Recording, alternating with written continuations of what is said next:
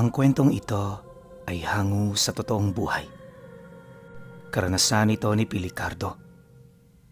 Taong 1988, Parag-um, Leyte.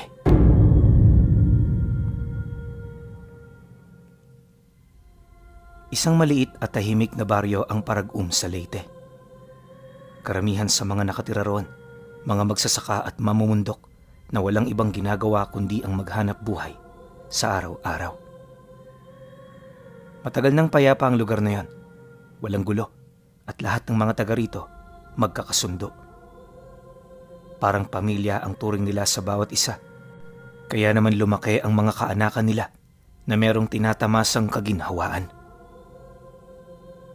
Bilang tubo sa lugar na yan, matagal na niyang hinangad na umuwi matapos ang halos isang dekada niyang pagtatrabaho sa bayan ng Carigara. Alam ni Pilicardo na marami ng pinagbago ang lugar nila, kaya naman nagdesisyon siya na sa susunod na bakasyon, uuwi siya para makita ang kasalukuyang kalagayan ng mga magulang niya. Noong mga panahong yun kasi pinuno, napaka-imposible na makita ang mga mahal mo sa buhay kapag malayo ka. Hindi katulad ngayon na kahit nasa ibang bansa ka pa, napakadali na ng komunikasyon. Kaya nun, marami ang napipilitang umuwi sa takot na baka hindi na nila madatnan ang kanilang mga mahal sa buhay. Sa estado naman ni Pilicardo, kampante siya kasi buwan-buwan nakakapagpadala ng liham ang kanyang pamilya. Nakalathala rito ang kanilang sitwasyon, lalong-lalo na ang kanilang mga kalagayan. Wala naman talaga noong problema kung susumahin. Ang kaso lang kasi, hindi niya may pagkakailang nangungulila rin siya. Kahit anong pagpipigil ang gawin niya, paulit-ulit siyang nangungulila sa amoy ng hangin na umiihip sa lugar nila. Ilang buwan pa ang lumipas. Matapos niyang maisumite sa may-ari ng bigasan ang kanyang nalalapit na pagliban, wala naman itong naging tutol sa kanyang nais. Ang naging kondisyon lang nito sa kanya, umuwi siya bago mag-anihan dahil kakailanganin siya ng tindahan.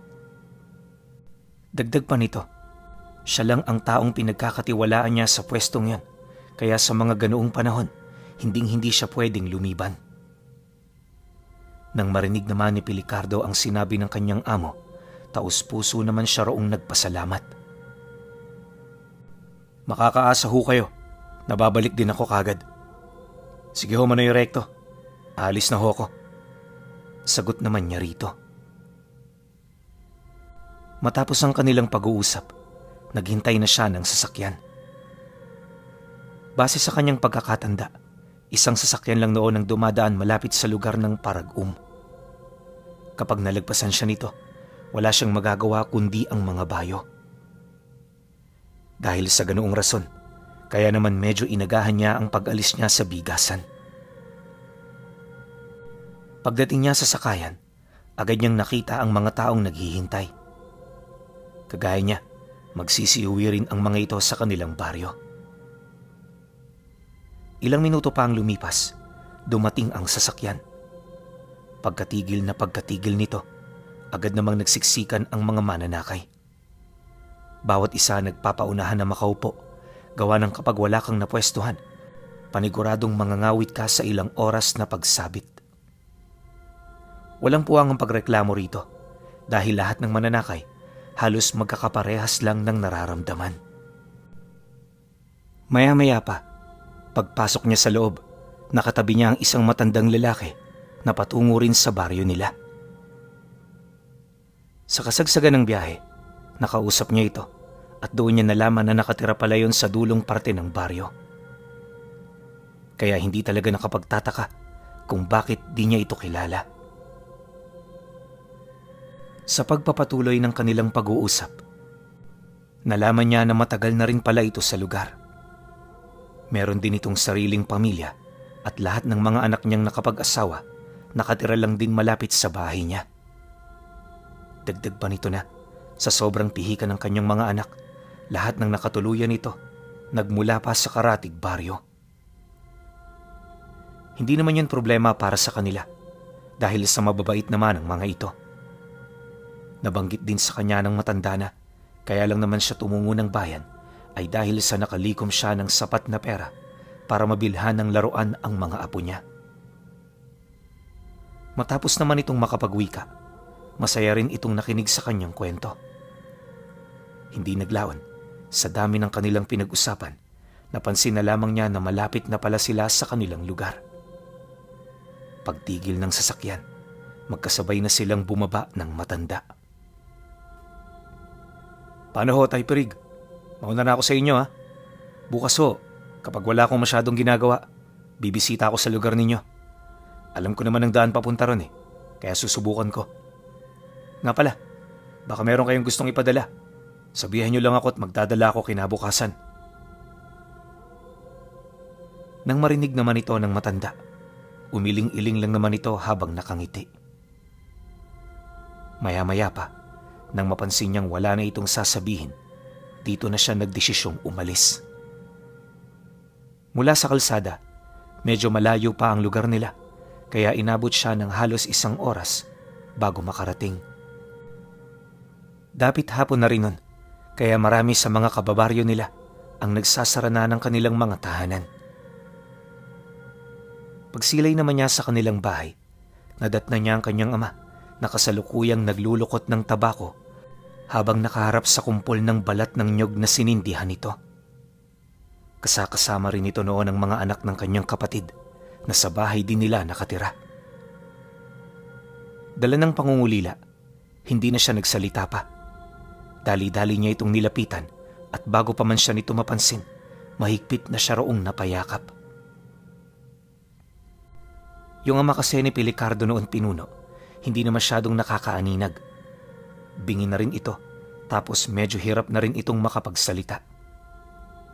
Ngunit sa kabila ng ganun niyang kalagayan, napaka-aktibo pa rin ito sa pagsasaka. Marami itong kakulangan, pero hindi ibig sabihin nun wala itong silbi sa kanilang tahanan. Dahil sa kanyang ginawa, panay naman ang pagtanong nito sa kanya.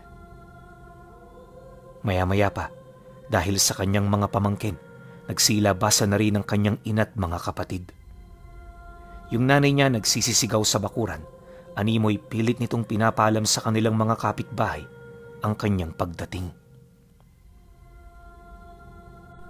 Pagkatapos ng masayang pag-uusap, sama-sama na silang pumasok sa loob. Lahat ng kanyang mga kadugo naging abala sa pagbukas ng kanyang mga bagahe. Bawat isa naghahanap ng mga pasalubong ng binili niya sa bayan. Ito naman kasi talaga ang malimit na gawain ng mga ito kapag merong bagong dating sa kanilang pamilya. Ang kaso lang, hindi pa man nakakapagbukas ng kanyang mga dala ang kanyang kapatid, inabisuhan na niya ito na limitado lang ang pasalubong. Para makatikim ang lahat, kinakailangan nilang maghati-hati ng maayos.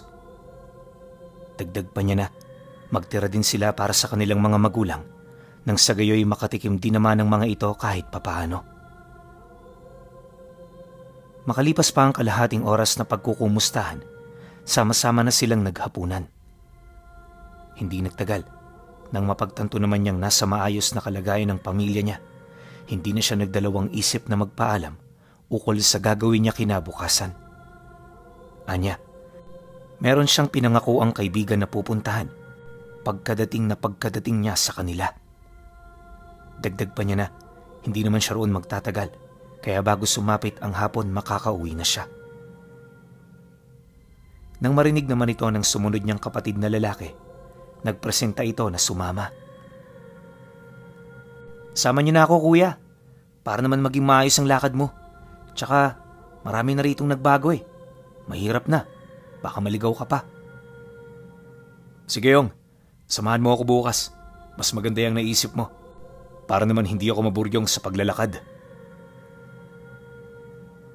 Matapos nun, isa-isa na silang nagpahinga. Sa hinaba-haba kasi ng kanilang biyahe, di niya may pagkakailang nabugbog ang kanyang katawan. Pagsapit ng sumunod na araw, hindi pa man tumitilaok ang manok, narinig na niya ang kanyang ina na abala na sa pagluluto ng agahan nila. Kalimitan kasi kapag nasa baryo, purong minatamis ang kinakain nila. Kabilang na sa mga ito ang mga suman, puso, at kung ano-ano pang masasarap na kakanin. Hindi man kasi sa pagmamayabang pinuno, pero nung nabubuhay pa ang nanay ni Pilicardo, walang kahit na sino sa kanilang lugar ang may kakayahang tumutol rito pagdating sa pasarapan ng kakanin. Kapag ito rin ang nagluluto, isang ikot sa lugar nila, halos wala nang matira sa paninda. Ang problema lang, hindi ito kayang araw-arawin ng nanay niya. Bukod sa medyo may katandaan na ito, hindi rin ito pumapayag na may tumulong sa kanya. Anya, kapag may nakialam sa kanyang paggawa, hindi yun magiging kasing sarap ng orihinal niyang luto. At sa halip na hindi ito magustuhan ng kanyang kababaryo, mas pinipili niyang wag na lamang gumawa. Di hamak na mas mainam yon kaysa ipagpalit ang kanyang pangalan para sa salapi. Dahil sa ganun itong paninindigan, hinayaan na lamang nila itong gawin ng mga bagay na kanyang nais, kahit ang paggawa nito ng minatamis ay napakalaking tulong sa pang-araw-araw nila. Pagbangon naman niya, dali-dali siyang bumaba. Masaya niyang tinulungan ng nanay niya sa lahat ng mga gawaing bahay. Ayon kay Pilicardo, habang ginagawa niya ito, unti-unting nanunumbalik sa kanyang memorya ang masasayang alaala noong siya ay bata pa. Yung tipong hindi siya nakatali sa obligasyon at lahat ng oras nagagamit niya sa pakikipaglaro at pagtulong sa kanyang mga magulang. Habang tinutulungan naman niya ito, panay ang kanilang pag-uusap ukol sa mga kaganapan sa bahay kapag wala siya. Pagtatapat pa ng kanyang ina sa kanya, wala naman talagang bago magmula noong umalis siya. Ganun pa rin naman ang nangyayari. Bawat isa sa kanyang mga kapatid na meron ng sariling pamilya, abala na sa paghahanap buhay at pagtulong sa kanila. Ang tanging ikinakatakot lang din ng nanay niya ay ang pagdating ng panahon kung saan kinakailangan na nilang magpaalam. Nang marinig naman niya ang sinabi nito, tumahimik lang naman siya. Gawa ng alam na niya kung ano ang magiging susunod nilang paksa. Akala niya titigil na rin ang kanyang ina, pero sa hindi inaasahang pagkakataon, pasimple itong lumapit sa kanya habang bumubulong ng, "Alam mo anak, merong paraan para madaya ang kamatayan. Matagal na yung usap-usapan dito at aminado ako na wala akong interes sa mga ganyan noon. Pero ngayong matanda na ako at papalubog na, hindi ko maiwasang isipin ang tungkol dyan. Ayon sa mga matatanda rito, may ilan na tayong kababaryong tumakas na sinasabing nagtaglay ng kanyang biyaya. Ano man ang ginawa nila, meron umano itong kaugnayan sa isang matandang nakatira sa bundok. Maging alisto ka sa lugar na pupuntahan ninyo anak, sapagkat sa panahon natin ngayon, hindi naligtas ang paligid. Lahat pwedeng mangyari, kaya ugaliin mong magdasal." Pagkabulong naman ito sa kanya, bahagya namang naantala ang kanilang pag-uusap dahil sa paglapit ng tatay niya. Pagsilay naman ito sa kanya, niyaya siya nitong magkape. Siyempre, pinaunlakan naman niya ito, lalo na't matagal na rin silang hindi nakakapag-umagahan ng magkasama. Pagsikat naman ng araw, umalis na silang magkapatid para puntahan ang kaibigan niya. Sa totoo lang pinuno, wala itong kaide-ideya sa lugar na pupuntahan nila. Hindi niya na kasi nasabi ang tungkol dito dahil na rin sa pagkaabala. Ilang minuto pa ang lumipas. Nang makalabas na sila ng baryo, sinimulan na nilang pag-usapan ang tungkol kay Manoy Pirig. Akala niya kilala ito ng kanyang kapatid, ngunit nang marinig nito ang kanyang sinabi, wala itong kaide-ideya sa taong kikitain nila. Dagdag pa nito na, hindi pa niya naririnig ang taong yon sa kanilang lugar, kaya maaaring bago lang ito roong naninirahan. Ang hindi lang din maisip ng kanyang kapatid, bakit napakalayo ng tirahan ito? Kung hindi siya nagkakamali, kinakailangan pa nilang dumaan ng dalawang magkadugtong na sapa para lamang marating ang lugar na pupuntahan nila. Dagdag pa nito na, hindi naman liblib ang lugar, kaya wala silang dapat na ikatakot. Ang problema, hindi siya roon pamilyar, kaya may posibilidad na maligaw sila kung hindi sila mag-iingat. Nang marinig naman niya ang sinabi nito, hindi na siya nagsalita. Alam niya kasi na hindi naman sila maliligaw, lalo pat malawak na kapatagan ang lugar nila. 2 oras pa ang lumipas. Sa hinaba-haba ng kanilang paglalakad, nanatili pa rin silang bigo na makakita ng kahit isang tahanan. Sa lawak ng lugar pinuno, talagang purong kakahuyan lang ang kanilang nasisilayan. At habang tumatagal, ang pag-asa na makita itong si Manoy Pirig, unti-unti nang bumababa. Pagtungtong ng alauna, habang nagpapahinga silang dalawa, napag-usapan nila na umuwi na. Subalit nang akmang tatahakin na nila ang daan pabalik, may nakita silang binatang may hila-hilang baka. Pagsilay naman dito ni Pilicardo, agad niya itong nilapitan para kausapin. Noong una nagpumilit pa itong lumayo sa kanila, pero nang marinig nito ang pangalan ni Manoy Pirig, bigla itong napahinto. Di nagtagal, nang maabutan na nila ang binata, tinanong nila ito kung kilala ba nito ang taong nagngangalang Pirig. Dagdag pa ni Pilicardo na may pakay sila, kaya kailangan nilang makakuha ng direksyon upang marating ang bahay nito. Nang marinig naman ito ng binatilyo, agad naman yung tumitig sa kanya habang sumasagot ng, "Anak ako ni Manoy Pirig. Siguro kanina pa kayo rito, no? Hindi nyo talaga matutunto ng bahay namin kung wala kayong kasama na taga roon. Sumunod na lang kayo sa akin. Papauwi na rin naman ako eh." Matapos nitong makapagsalita, sumunod silang dalawa. Sa mga unang minutong paglalakad, wala naman silang napapansing kakaiba. Normal lahat, pero pagkatawid nila ng sapa, napansin nila na parang unti-unting nagbabago ang presensya ng buong paligid. Yung simoy ng hangin medyo may kabigatan na, tapos yung mga huni ng hayop medyo kakaiba at hindi maipaliwanag. Ang mas nakakagulat pa sa lahat, parang mabilis ang pagsapit ng hapon. Kung kanina napakainit pa, sa mga sandaling yon parang papalubog na ang araw. Ilang minuto pa ang lumipas, dito na nakaramdam ng takot silang magkapatid nang mapansin nilang tuluyan na ngang lumubog ang araw. Hindi nila mawari kung ano na ang nangyayari, ngunit nasisiguro nila na hindi ito pangkaraniwan. Dahil sa ganoong kaganapan, tanong sila ng tanong ukol kung saan sila pupunta. Yung kapatid niya gustong-gusto na talaga noong umuwi, pero pinilit niya itong sumunod sa kanya. Di naman kasi siya pwedeng pumunta roon ng walang kasama, lalo pat hindi pamilyar sa kanya ang lugar. At dahil sa kanyang pakiusap, wala itong nagawa kundi ang sumunod. Kalaunan, may nakita silang arko na gawa sa sanga ng puno ng balete. Merong nakalagay na mga letra na bumubuo sa salitang Sitio Tawiran. Nung masipat ito ng kapatid niya, maging ito man ay halos walang ideya ukol sa sityong yon. Ang mas nakakapagtaka pa, hindi umano ito napapabilang sa mga baryo at barangay na nakarehistro sa lugar nila. Bagaman bago ito sa kanilang paningin, aminado si Pilicardo na sa estado nito, hindi malabong matagal na itong umiiral sa lugar na yon.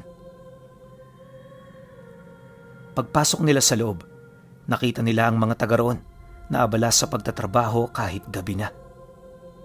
Unang bungad pa lang nila, medyo kinabahan na siya, gawa ng yung mga bahay dito parang magkakatulad. Lahat din ng mga tahanan, literal na nasa gilid ng daan. Di rin nagkakalayo ang kanilang mga laki, tapos yung mga pamilya roong naninirahan parang inilikas lang sa lugar na yon. Maya-maya pa, dahan-dahan na itong tumayo sa gilid ng kalsada, tahimik na nagmamasid sa kanila. Wala rin yung mga imik, kahit ilang beses niya na itong sinubukang tanungin.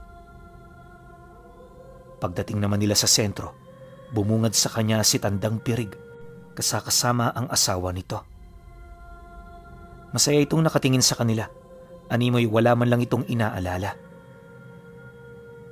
Paglapit naman nila rito, hinimas nito sa ulo ang kanyang anak bago nagsimulang magsalita. Ay, pasensya ka na kung hindi kita kagad napasundo. Yang anak ko kasing yan, marami pang ginawa kanina. Pero hindi na bale. Pumasok kayo at nang makabawi naman ako. Bungad na wika nito. Pagkasambit naman dito ng matanda, masaya naman silang pumasok sa loob ng bahay. Lahat ng kanyang alalahanin noong mga sandaling yan, unti-unti na ring nawala dahil sa ganda ng pakikitungo nito sa kanila. Hindi nagtagal, nang marating naman nila ang sala ng bahay, dito na bumungad ang iba pa nitong mga anak. Lahat yon malalaki na at pawang meron na ring kanya-kanyang pamilya. Subalit sa kabila ng dami nito, nanatiling malaki ang espasyo sa loob ng bahay. Bukod kasi sa malawak ang sala, meron din itong ikalawang palapag, tamang-tama lang para sa lahat ng pamilyang nakatira. Matapos naman niya itong masilayan, nasipat niya na nagpakuha ng napakaraming pagkain ng matanda. Isang masayang selebrasyon kung titingnan, pero pagbali niya ng tingin sa kanyang kapatid, napansin niya na parang hindi ito natutuwa sa ganoong kalagayan. Bakit, Aping? May problema ba? Alam ko kapag nagkakaganyan ka, kaya huwag ka nang magkunwari. Pasimpleng bulong niya rito. Wala naman, kuya. Basta mag-ingat lang tayo. Sabihan mo rin ng kaibigan mo na uuwi tayo ngayon, kahit na anong mangyari. Nang marinig naman niya ang sinabi nito, tumangulang naman siya hudyat ng pagsang-ayon.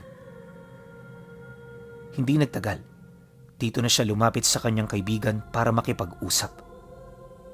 Kahit hindi sila kumain, napakasaya pa rin ng mga ito na para bang wala itong tinatago sa kanila. Kalahating oras pa ang dumaan, dito na rin pumasok ang mga kapitbahay ng matanda para makiisa sa kanilang pagsasaya. Ayon kay Pilicardo, isang pangyayaring yon sa pinakamasayang bagay na naganap sa buhay niya. Ang kaso lang habang lumalalim ang gabi, lahat ng kasiyahang nararamdaman niya unti-unting nawawala. Hindi niya mawari pero sa mga sandaling yon, pakiramdam niya yung kasiyahang nagaganap ay hindi talaga totoo. Maya-maya pa, pagpatak ng 9:00 ng gabi, bigla na lamang huminto ang kasiyahan. Lahat ng mga taong naroon, isa-isa nang nagsialisan hanggang sa ang pamilya na lamang ni Manoy Pirig ang natira. Pagsarado ng pinto, biglang binalot ng katahimikan ang buong paligid. Kahit sa labas wala na siyang narinig, kaya naman di niya maiwasang magtaka at mapaisip. Dala ng kuryosidad, lumapit siya kay Manoy Pirig para magtanong. Nang marinig naman ito ang kanyang bulong, seryoso itong tumingin sa kanya habang nagsasalita. Alam ko na kanina pa kayo nakakapansin ng mga kakaibang bagay dito. Normal lang yon, Pilicardo. At hindi pa yan ang rurok ng mga bagay na makikita ninyo. Naisip mo ba kung bakit tinatawag na Sitio Tawiran ang lugar namin? Hindi yun nagkataon lang. Sadyang ipinangalan ito para sa mga taong nakakarating dito. Wika ni Manoy Pirig sa kanya. Dagdag pa nito na ang Sitio Tawiran ay ang prosesong pinagdadaanan ng mga ordinaryong tao upang maging katulad nila. Yon ang ibig sabihin ng tawiran. At ito rin ang rason kung bakit yun ang tawag sa lugar kung saan sila nakatira. Mariinding inilahad ni Manoy Pirig na sa oras na makatawid na ang mga tinawag ng sitio, hinding-hindi na ito mananatili sa pangkaraniwan nilang estado. Ibig sabihin ang mga taong yon ay nakamit na ang pinakamataas na antas ng kaalaman at kapangyarihan. Matapos naman itong makapagwika, naiwan siya nitong tulala at hindi makapagsalita. Yung kapatid niya, napilitan na ring dumungaw sa siwang ng bahay para pagmasdan ang kasalukuyang nangyayari sa paligid. Maya-maya pa, pag-aninag nito sa labas ng bahay, agad naman itong inilahad sa kanya ang kasalukuyan nitong nakikita. "Kuya, maraming taong nasa labas. Tingnan niyo dali. Parang meron silang gagawin." Wika nito sa kanya na merong bahid ng pag-aalala. Nang marinig naman ni Pelicardo ang sinabi nito, dali-dali naman siyang lumapit. Pagdating niya sa kinaroroonan ng kanyang kapatid, agad siyang dumungaw sa bintana kung saan dito niya nakita ang mga taong tinutukoy nito. Lahat ng nakita nilang naninirahan sa baryo, nakatayo sa gilid ng daan, animoy meron itong hinihintay. Ilang minuto pa ang lumipas. Pagkaladkad ng mga tubig na inilagay nito sa loob ng malaking kawa, bigla itong nagsiatungal, kasabay ng pagkamatay ng lahat ng sulong naroroon. Dahil sa pangyayari, muling binalot ng kadiliman ang buong lugar. Sinabayan din ito ng nakakabinging katahimikan hanggang sa hindi na nila napansin na nakatayo na rin pala sa kanilang tabi itong si Manoy Pirig. Pagbaling naman niya rito, bigla itong bumulong sa kanya. "Lahat ng taong nakikita nyo ngayon, mga aswang. Naghihintay sila ng pagdating ng aming pagkain. Ngayon palang magsisimula ang totoong kasiyahan, kaibigan."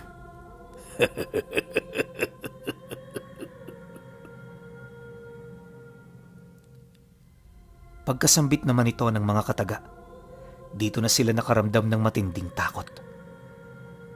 Ayon kay Pelicardo, na nung marinig niya ito, parang hinalukay ang kanyang loob. Napakapangit ng ganoong pakiramdam, pinuno, na sa buong buhay niya isang beses niya lang itong naramdaman. Maya-maya pa, inamin na rin ng matanda na maging sila man ay pamilya ng mga aswang. Yun nga lang, taliwas sa mga pangkaraniwan, wala silang kamatayan. At lahat ng mga kasama nila sa sityong yon, meron ding ganoong kakayahan. Mariin din itong inilahad na ang mga aswang na nakatira sa sityo ay dating mga ordinaryong tao. Sila ang naghangad ng buhay na walang hanggan, kaya naman pinagbigyan nila ito. Prangka ring sinabi sa kanya ng matanda na yon ang rason kung bakit pinahintulutan siya nitong pumunta sa lugar nila. Nais niyang gawing immortal itong si Pelicardo dahil sa interesante nitong pag-uugali. Ayon pa rito na ang pamamaraan niya ng pamimili ay nakadepende sa katangian ng isang tao. Kapag natipuhan ka niya sa una niyong pagkikita, hindi malabong isama ka nito patungo sa sityo tawiran. Sa pagpapatuloy ng kanilang pag-uusap, napag-alaman niya ng mga taong nakatira roon ay hindi na nakakaranas ng hirap. Literal na wala na itong iniisip, maliban na lang sa kung ano-anong gagawin nila sa pang-araw-araw. Dagdag pa nito na lahat ng mga kadugo nila ay labis na natutuwa kapag meron siyang panauhing nadadala. Sa pamamagitan kasi nito, magkakaroon sila ng bagong kaibigan na kanilang mapagkukwentuhan sa loob ng mahaba-habang panahon. Matapos naman itong marinig ni Pelicardo, hindi man lang sumagi sa isip niya na manirahan sa ganoong lugar. Ang naisip niya kasi, marami ang naghihintay sa kanila, kaya kahit anong mangyari, kinakailangan nilang makauwi. Ilang minuto pa ang lumipas, muli na naman nilang narinig ang pagsigawan ng mga nilalang na animoy dumating na ang bagay na kanina pa nilang hinihintay. Pagbaling nila ng tingin sa bukana ng baryo, nakita nila ang ilang peraso ng mga tao na kasalukuyang hinihila ng isang aswang. Nakasuot ng talukbong ang nilalang na yon, kaya hindi nila kagad nasilayan ang mismong wangis nito. Maya-maya pa, nang makapasok na ito sa baryo, agad nitong ibinahagi ang mga bihag na kanyang dala. Bawat pamilya meron, kaya naman ang mga naghihintay, halos hindi mabayaran ang tuwa na kanilang nararamdaman. Nang makakuha na ang lahat, ito na ang naging senyas kay Manoy Pirig para lumabas. Isinama sila nito upang masaksihan nila ang totoong nangyayari sa Sitio Tawiran. Pagbungad naman nila sa harapan ng mga nilalang, bigla itong tumigil sa kanilang ginagawa. Ilang minuto ring nagbahagi ng mga pananaw itong si Manoy Perig na animoy ito ang namumuno sa kanilang lugar. Matapos nitong magwika, ipinagpatuloy na ng kanyang mga nasasakupan ang kanilang mga ginagawa. Ayon sa kanya, na sa gabing yun mismo, nasaksihan niya ang pagpatay sa halos nasa 30 katao. Bawat isa kinatay na parang hayop bago tuluyang niluto at inihanda sa hapagkainan.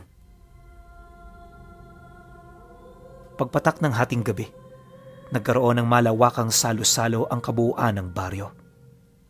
Kahit nababahala noon sila Pilicardo, pinili nilang makiisa sa selebrasyon upang hindi magalit ang matanda. Awa naman ng Diyos, nakaligtas sila hanggang sa pagsapit ng sumunod na araw. Kinaumagahan nun, nadatnan nila ang sitio na kagayang-kagaya sa lugar nila. Hindi nagtagal, alinsunod sa napag-usapan, sinamahan sila ni Manoy Perig sa bukana nito. Pagkatapos inabisuhan na sila nito na bumalik sa panahong handa na silang umanib. Mariin din itong inilahad na nakahanda siyang papasukin ng lahat ng tao may kaugnayan sa buhay niya. Sa pamamagitan kasi nito, may posibilidad na kalaunay umanib din siya sa kanila. Nang marinig naman niya ang tungkol dito, tumangulang naman siya. Akala niya, yun na ang huling pagkikita nila ni Manoy Perig. Pero pagka-uwi niya, laking gulat na lamang niya nang marinig niya ang nanay niya na tutungo sa Sitio Tawiran para doon na tumira. Dagdag pa nito na ang mga taong nakita niya sa lugar na yon ay ang mga mapalad na pamilyang nagkamit ng mahabang buhay. Pagkarinig niya sa sinabi nito, sinubukan niya itong pigilan pero hindi ito nagpatinag. Ilang araw ang lumipas, nagulat na lamang sila nang mawala na lang bigla ang nanay niya. Halos ilang beses pa nila itong sinubukang hanapin, ngunit sa kasamaang palad, wala na silang nakita. Di nagtagal, dahil sa papalapit na ang tapos ng kanyang bakasyon, napilitan siyang bumalik kahit napakagulo pa sa kanila. Yung nangyari sa nanay niya, ipinagpasa Diyos na lang niya, lalo pat alam niya kung saan ito pumunta. Ngayong pang kasalukuyan pinuno, kahit matanda na itong si Pilicardo, hindi niya makalimutan ang taong nakasabayan niya sa sasakyan noon na nagmula pa sa